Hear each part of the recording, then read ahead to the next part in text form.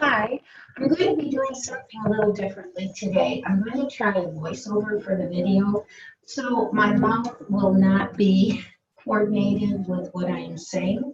So I'm just going to go ahead and narrate as the video goes along. I'm talking today, this would be lesson 4, on cutting borders, sashing, and different ways to do corners. Just like we have talked before, we will cut our border or sashing strips with the straight of the grain of the fabric. Then we will line the fabric up with our blocks. I'm talking about this long border and the cross border. If you cut the long border along the long side of the fabric, you will be cutting it straight of the grain.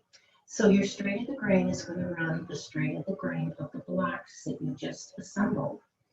That way, when you sew it together, they are going to stretch the same amount and you'll have a nice finished product. The borders create a picture frame, a mat around your quilt, brings the eye into the quilt so that you really see the design. Now, the next thing I'm going to talk about is sashing.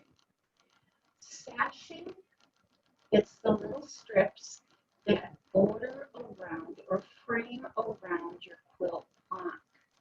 The same way your sashing strips are cut the length of the grain. Remember I talked before about cutting out your pieces on one side of the length of the grain and leaving the other half long for your border and sashing. So you can cut the sashing the straight of the grain. You'll line it up when you sew it together, straight of the grain, just like the blocks. So when you turn it, your sashing in the middle will be straight of the grain, but going crosswise, just like your blocks. So I have cut my sashing and border strips straight of the grain. You see, if I pull it, there's very little give. If I pull it up and down. If I pull it crosswise, you're going to see the give of that border strip or sashing strip. It depends on what you're going to use that strip for. It will be the same no matter which way you're going to use it. You still cut it straight of the grain. See, very little give, that's the straight of the grain. So now we're going to make sure that we have put the straight of the grain of our blocks against the straight of the grain of the sashing or the border strips. And everything will stay nice and firm, so when I sew, it has the same amount of give, and you won't end up with one piece stretching out of shape because you're doing cross grain instead of straight of the grain. So that's just another thing to remember, how important that straight of the grain is. You can always test it by pulling on the fibers and checking to see the straight and the cross grain.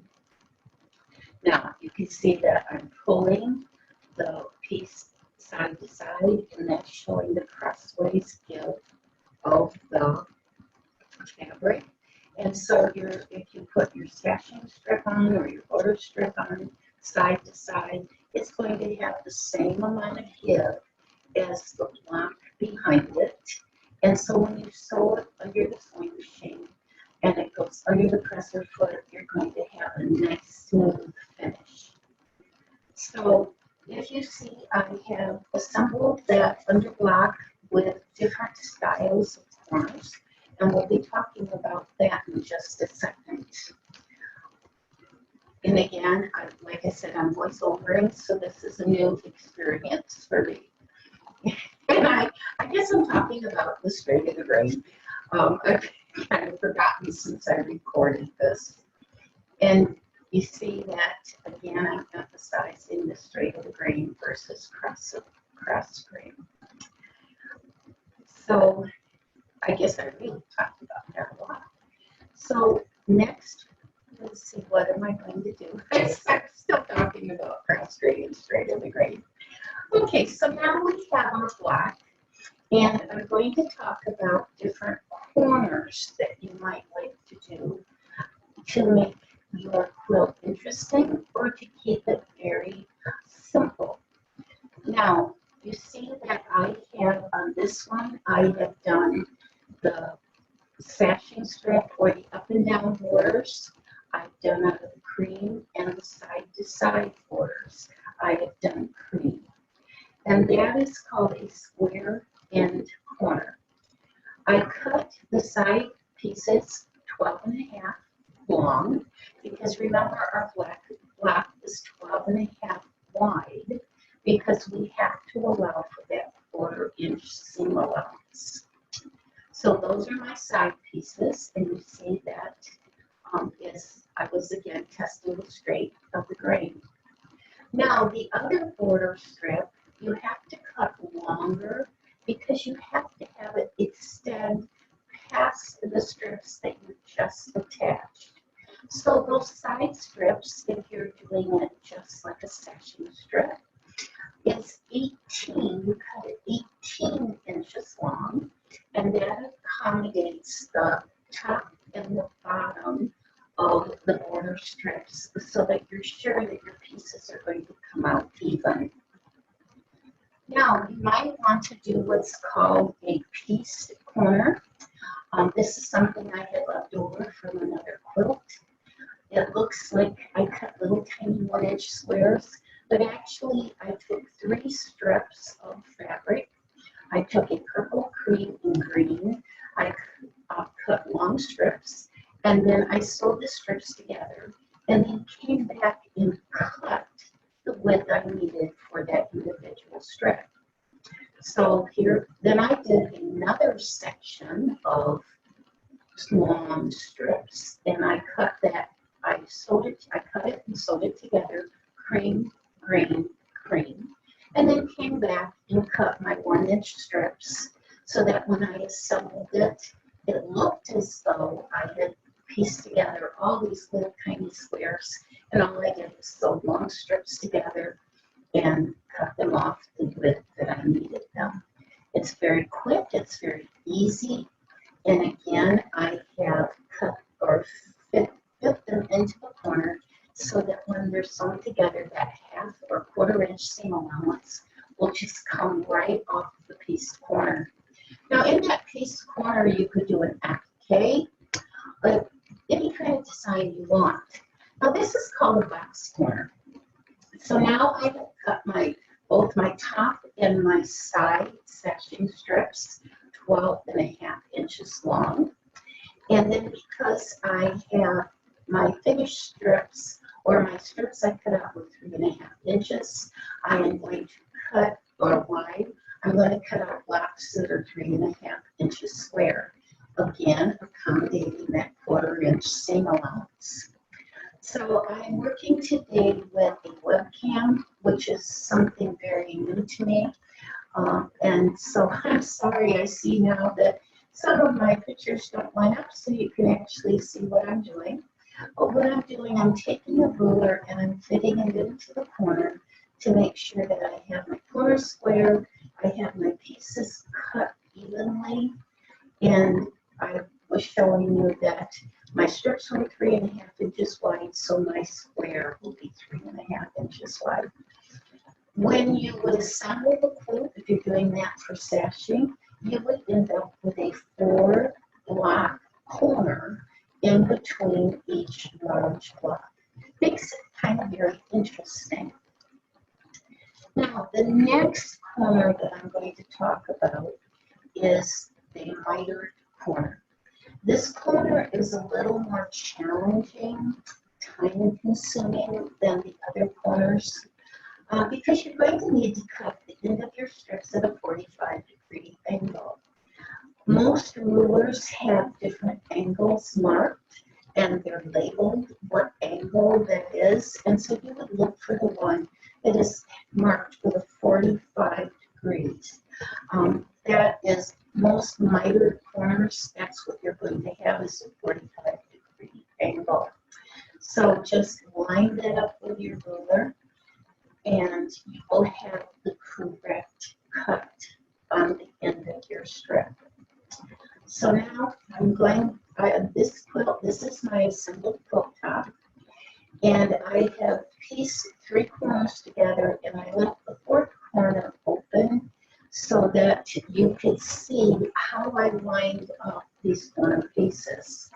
Okay, so now I've got the webcam moving, and you will see that I sewed 1 strip all the way up, and I stopped a 1/4 of an inch in from the corner, and then I sewed the other side of the strip to within a 1/4 of an inch of the corner. And then I could take my 2 ends that I have cut at a 45-degree angle, and I have sewn up from the corner to the end of the strip along that 45-degree mark. Again, each time I was allowing for a 1/4 inch seam allowance on all 3 sides. And there's where I put the 2 strips together. They're cut at 45-degree angles, and I sewed a 1/4 of an inch down. That makes a nice, smooth, even seam. Now, for some reason, when I put this corner together, my fabric stretched a little. I can't tell you why, it just did. And what happens, that's why you always square up your corners. If you find that something stretched, it didn't fit together exactly right, you have the opportunity to square that corner up.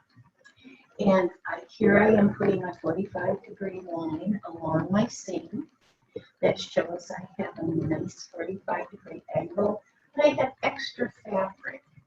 So the next thing I'll do is take the loop ruler and I'll put it right in that corner. I will line up the 45-degree line, and you can see I put a little line of where I'm going to need to trim. Now, as you're looking, for some reason, it looks like when I cut my sashing, I actually cut it a little bit off. So I've lined this up. I make sure that it's going to fit. It's at the 45-degree angle. I cut out that little tiny snippet that didn't fit, and now I have a very nice 45-degree angle on that border. Now I continue with that 1 corner, and I added each strip, leaving the corner open. Now, normally you would go ahead and do 1 complete border before you added the 2nd border, but I wanted to leave this open for demonstration. So you see, I have again cut my strips. This time I cut them a little longer because I knew I was going to have to allow for extra fabric when I laid it flat to assemble it. So I did cut it a little bit longer. If you need to pre-cut your strips and you can't fit them exactly at that time, always err on the fact that you need to cut the strip longer. I have forgotten or I have failed to add that extra fabric sometimes, and then I end up piecing into that corner just a little tiny bit. Here again, I'm showing, and I'm sorry this goes off, I'm showing how you would lay your border strip or your sashing strip along the edge of the border that you just assembled. You would sew it a 1/4 inch seam allowance into that corner seam, and you would stop. You would not go through the corner. You're going to stop at that 1/4 inch seam so that you can turn it and you can come in from the other direction to attach your strip or your border strip.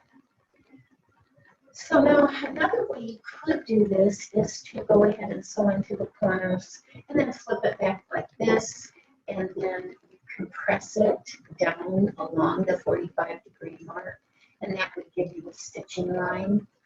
You make sure that you square off that corner so your strip is nice and even and you have that 45-degree angle. And you can see there, I just finger pressed and I ended up with a very clear but very soft line. Now I'm going to take my ruler. This is a dark green, so I just have a pen there, and I'm going to sew along that pen line. It won't show because that's a dark fabric. It won't show through. And there I was working on top of rulers and different things. So I had to give it a second try there to have my line be dark enough that you could see it. So there we go. We have our stitching line. At this time, you could go ahead and cut your 1/4 inch along the stitching line, or you could wait until you had stitched the two together, opened it, make sure it was at the correct angle, and then you could trim that extra away. If you haven't trimmed previously, if you do need to adjust it a little, you would have that opportunity before you cut the fabric.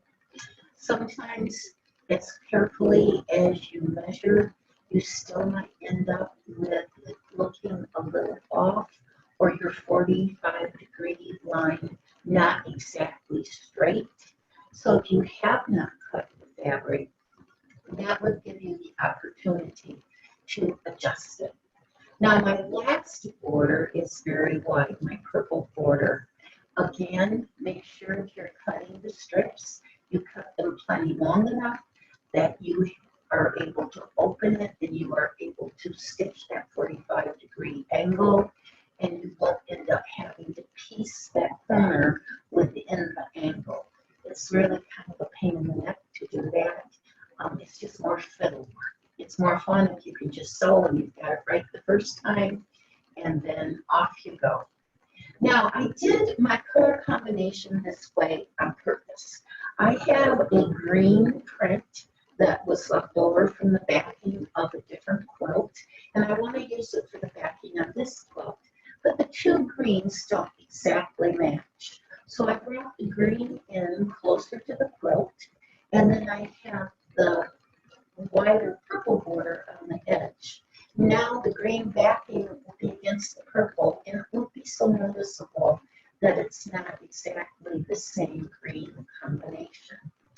Now, your backing fabric is depending on what you want.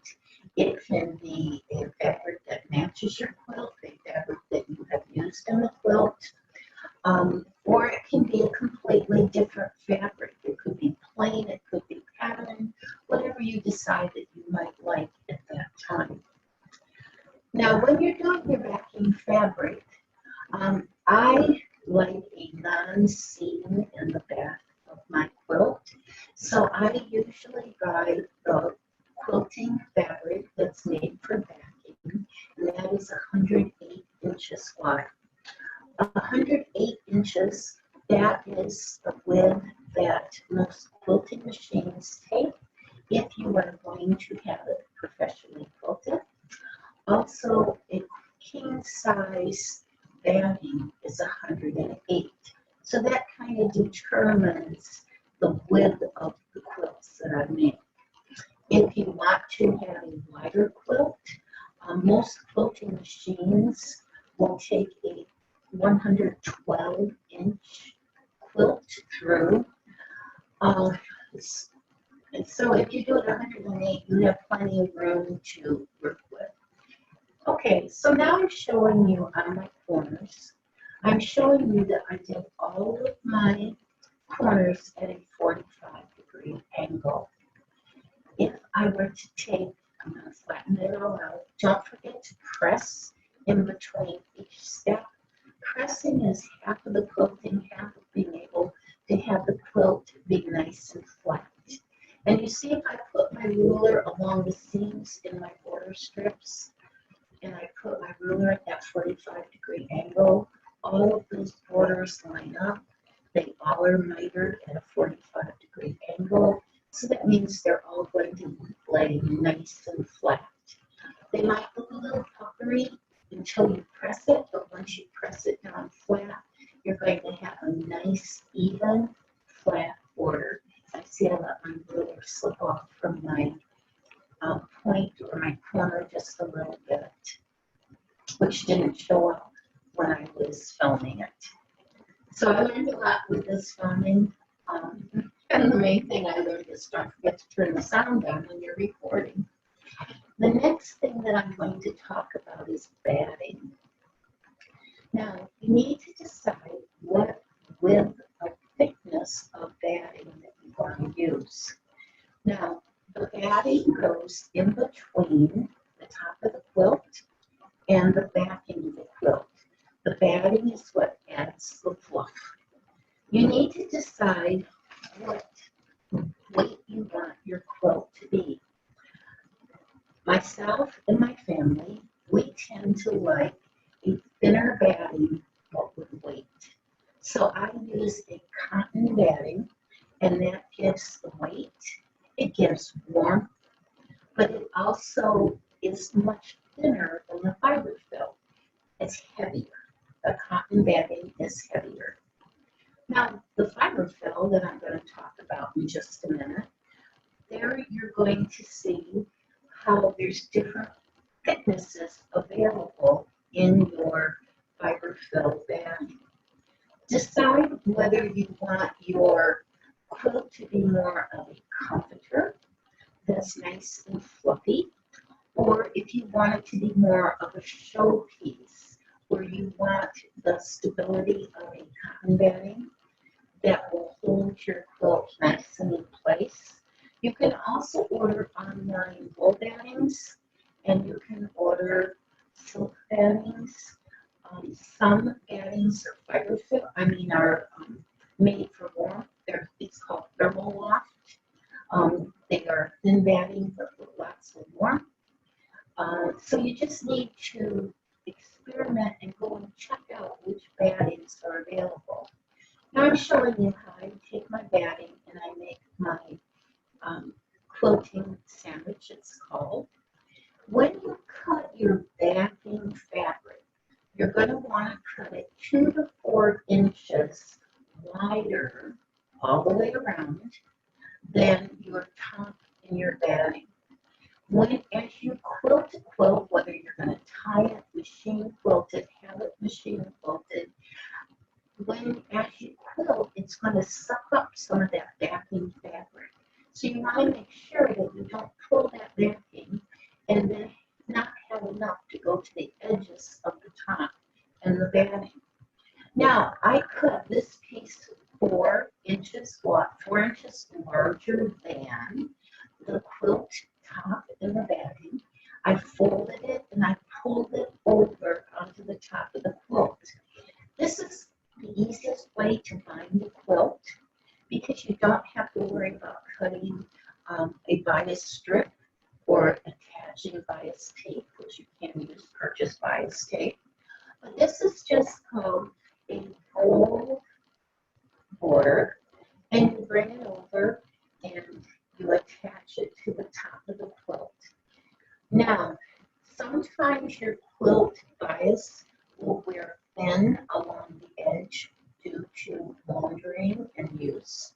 And if you've rolled your border at a later date, if that becomes an issue, you can just put a bias tape right over the top of it, cover it up, and you have renewed the edge of that quilt. Okay, so here we're going to talk about different battings. Now, this is the cotton batting that I like to use. It's thin, it has weight, it's easy to sew through, and I like the way that the quilt looks at the end. I don't personally like a real fluffy quilt. It would be different if it was a comforter quilt made to go on a bed to be used all the time, and you want it light and fluffy. But I like the weight of the cotton batting. Now I went to pick up the cotton batting that I always use, the brand that I always use, and I saw that because of the COVID, that they didn't have that batting in stock. They can't get it right now. So this is a cotton batting that is just a mite thinner than the one that I usually use, but it will work fine because again, it's going to give me the weight, it's going to give me the ease of sewing that I'm looking for. This quilt that I have assembled, probably I'm going to tie. Tying will be the least expensive and the least time consuming, and that simply means, and I'll go over that later, but it simply means you're going to sandwich your 3 pieces together, your topping, your batting, and your backing, and then you take a large darning needle, and with embroidery thread, you stitch through the fabric and you make a knot on top, and that way you finish your quilt in that way. Now, next to my quilted, my cotton, I have put Fiberfill. Now, this is the cotton again. Oh, I'm sorry, let's see. No, that's a very thin Fiberfill. That is the way I would use if I'm doing a baby blanket. It's thin, it's warm, but it doesn't do a lot of bulk. So that would be a very good baby quilt thickness. And again, that's Fiberfill. There's the cotton I'm showing against it. With Fiberfill, sometimes you'll have what's called bleeding through or pulling through. And what happens when you stitch, you pull some of the fibers out with the stitching. You don't have to worry about that. You can cut it loose or you can take it off. You can work with it. It's just sometimes that happens. Now that's a medium weight Fiberfill. And then the last piece that I'm going to show you is a very thick Fiberfill. And that is, if you wanted a real fluffy comforter, it's almost double the other thicknesses. And you see that it would add a lot of height. It would not add weight. The Fiberfill is very, very light. You hardly feel it at all. It is very, very warm. Your polyester Fiberfill is a byproduct of natural fossil fuels. So that is at least one good thing they do with their leftover byproducts of fossil fuels. Now you see it's pulling out, and sometimes that's an issue and sometimes it isn't. I'm going to show you in the next class how to assemble a quilt and then talk about the way that you might choose to finish your quilt. Perhaps you're going to want to do it by hand, you're quilting by hand. Perhaps you're going to do the tying the knots like I was talking about a second ago. You might be doing machine quilting where you do an all-over freeform design on the top of your quilt. Or you might be doing stitch in the ditch where you actually sew in the very seam of the quilt. But first you're going to have to decide on your backing fabric and your batting. Again, your fluffier batting will probably pull up a little more of the backing fabric simply because it's thicker, so it's harder to pull through. So there's just some of the options that you might choose for your batting. Your batting is cut the exact same size as your top. You could, if you chose, cut the batting just a little bit wider, no more than an inch, and then you can always trim it down if you need to. But some of the batting will also be pulled up when you assemble that quilt. So it wouldn't hurt at all for the batting to be just a little bit wider than the top. Now, here I'm going to show, this is a quilt that I had professionally quilted, and I would really love to have one of these quilting machines, but they run about $35,000, and they pretty much take up the whole room for themselves, but I would love to have one. And so this was professionally done. The quilting goes on both sides. And you have to use the same color on both your top and your bobbin for these large quilting machines because the thickness of the thread changes the tension of how the thread will go through the needles.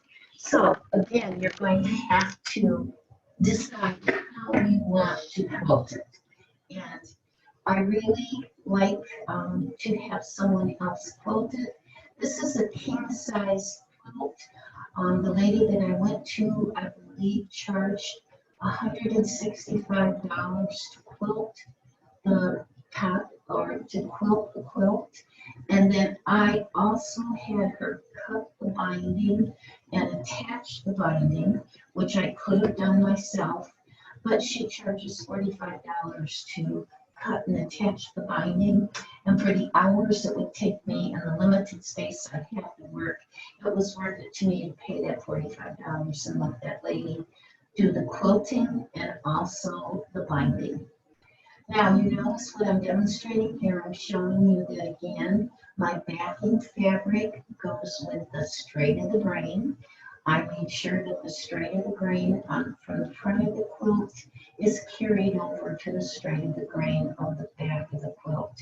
Again, that way you aren't going to get unusual stretching, and your up and down stitches will be the same tension, and your right to left across tension will be the same, and you'll have a nice flat quilting project. So again, this is just one way you might choose to do it.